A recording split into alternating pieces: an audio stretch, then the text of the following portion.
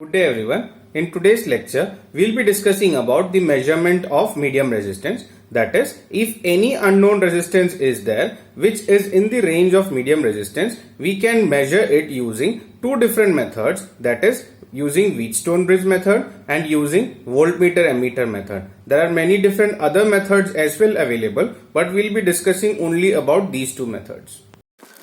Wheatstone bridge is the most simple type of arrangement that can be used for the measurement of resistance. As we can see in this diagram, the bridge mentioned is Wheatstone bridge. So here we can see there are four arms. On the four arms we have connected four different resistances are connected: resistance P, Q, R and resistance S. Now S is called as the standard resistance because this is the arm which is used for varying the value of resistance to balance the bridge.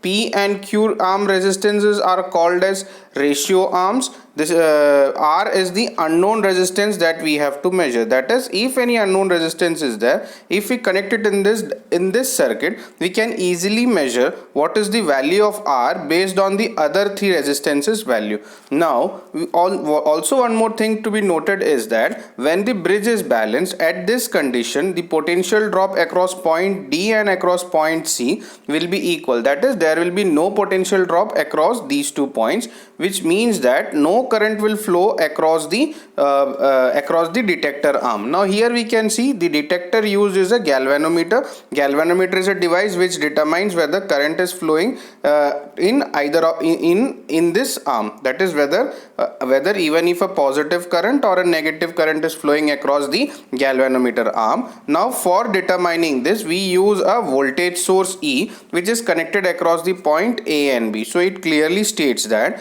when the bridge is balanced, no current is flowing. This means this arm is as if this arm is not connected. So we can clearly see the potential drop between this path and the potential drop across this path will be equal to E. Now let us see how this Wheatstone bridge is functioning. Right, so it is an instrument which makes comparison measurements and it operates upon a null indication principle. Now as we have clearly seen, and at bridge balance condition. Now talking about bridge balance condition, we can clearly make out that is, when the bridge is balanced, the current I1 and current I3 will be equal. Why these both will be equal? Because the same current is flowing through this path, as no current is flowing across this path. This is as if this path is not connected. I can also state the current I2 and I4 are equal. This can easily be clearly be said.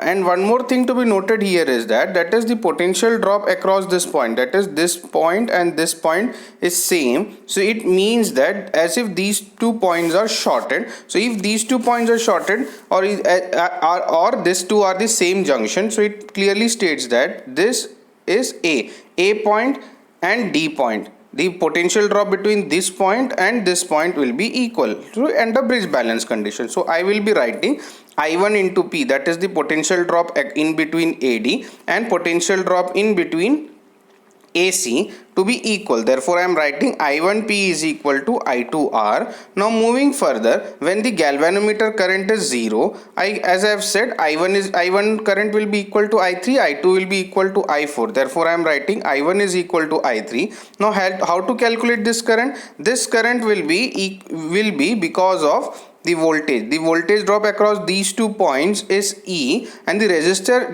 resistive component is P plus Q. Therefore we know that I is equal to V by R. Now based on that, I can write I1 is equal to I3 is equal to E by PQ, I2 is equal to I4 is equal to E by RS. Now what I will do is, in the first equation, in place of I1 and in place of I2, I'll substitute these two values. Substituting these two values, I can simplify it to be in this manner. That is, E will get cancelled out and I will get this value. I'll be getting, what I'll do is I'll just cross multiplying, I'll be getting this equation.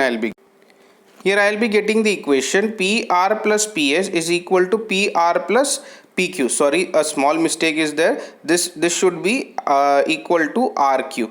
This should be equal to RQ. Now based on this, I can clearly see PR and PR will get cancelled, and when PR and PL is get cancelled, I can get PS is equal to RQ. QR I am getting. Now when I am simplifying it in terms of R, I am getting the expression to be S into P by Q. Therefore, R is equal to our unknown resistance R's value can easily be determined on the basis of standard resistance and P and Q ratio arms. That is, by adjusting this, that is the standard resistance, by adjusting the value of the standard resistance, I can easily balance this bridge, and based on that I can clearly find out what is the value of unknown resistance. The bridge is said to be balanced when there is no current through the galvanometer or when the potential difference across the galvanometer is 0. Right? So based using this method, we can clearly determine what is the value of the unknown resistance that we are going to that we want to know, or that is connected in this circuit. Now moving for the second method is ammeter voltmeter method. So as we clearly know that voltmeter is always connected in parallel and ammeter is always connected in series.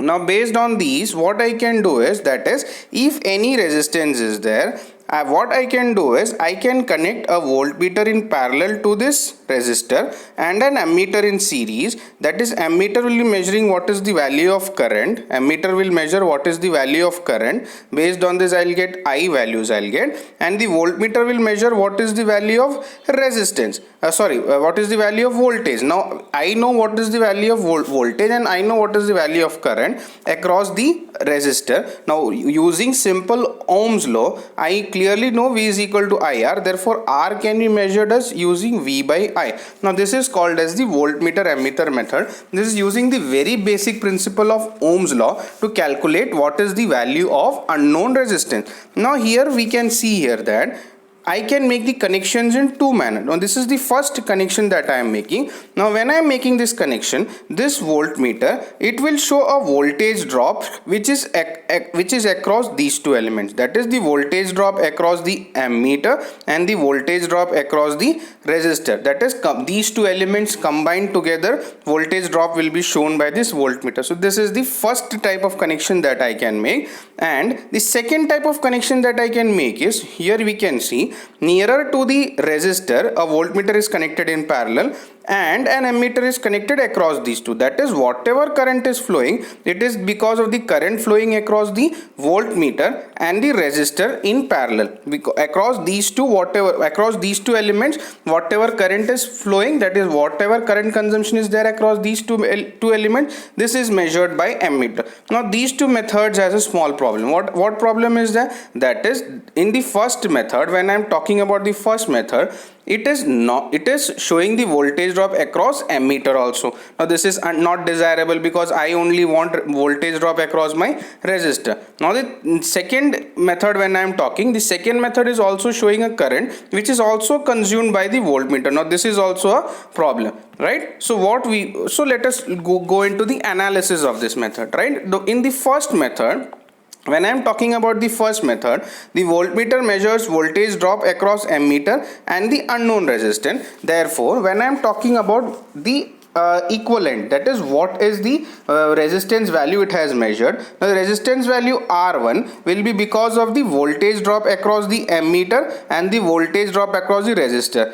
Now what I will do is, I want to calculate V by I. So what I will do is, as these two elements are connected in series, I am adding this total voltage divided by I. Now based on that, I can easily write VA is nothing but I into RA plus IR divided by I. Now taking I common, cancelling I out, I clearly know that the R1 that is measured is the sum of the resistance across the ammeter, and the sum of the RA is nothing but the resistance across the ammeter, and the R is the resistance across the unknown resistance. That is, the R1 measured here is because of RA plus R. This is the first that is the first method that we are talking about. In the first method, this I'll be calling it as method 1, and this I'll be calling it as method 2. Now in the first method, we can clearly see the value of R1 is the equivalent of these two, that is the resistor across the ammeter and the resistor across the ammeter and the resistor, unknown resistor, that we are going to measure.